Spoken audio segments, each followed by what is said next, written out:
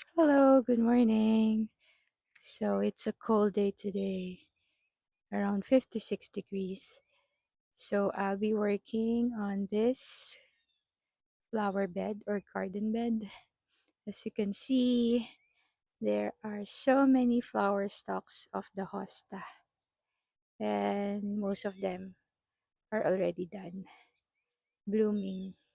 So I have to get in and cut ko na sila. And because these stalks are so tall, I couldn't get inside. Kaya ang dami ng weeds. There's so many weeds. I was not able to get. So, I'll start now. And I don't know what this is. I guess this is also a big weed. Although ang ganda ng tsura niya. Maganda, but I know it is a weed. Okay, so, and also, I need to deadhead this Shasta Daisy, although konti na lang. Okay, so it's such a peaceful morning today. As you can hear the birds singing. And may araw na. Okay, the sun is out.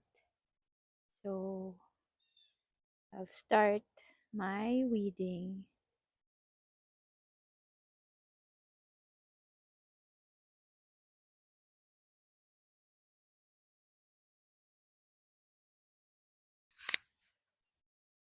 Okay, so after cleaning, looks much better now. So hostas are clean. I cut them so that the flocks can be seen. Nasa smother siya ng hosta. Kaya nagiging brown. So para mas kumalat or grow bigger, I cut the hosta, yung inner side. And I cut some of the bloom stalks. Nag-iwan lang konti. Okay, and I did some weeding. So it looks better now.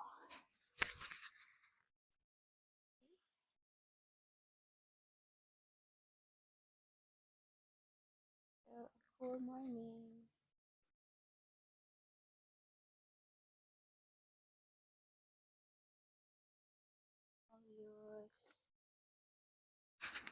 Coleus.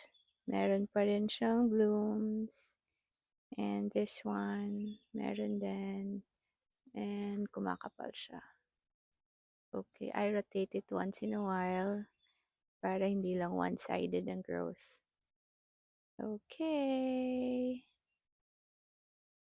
Now I have to decide where to plant my roses.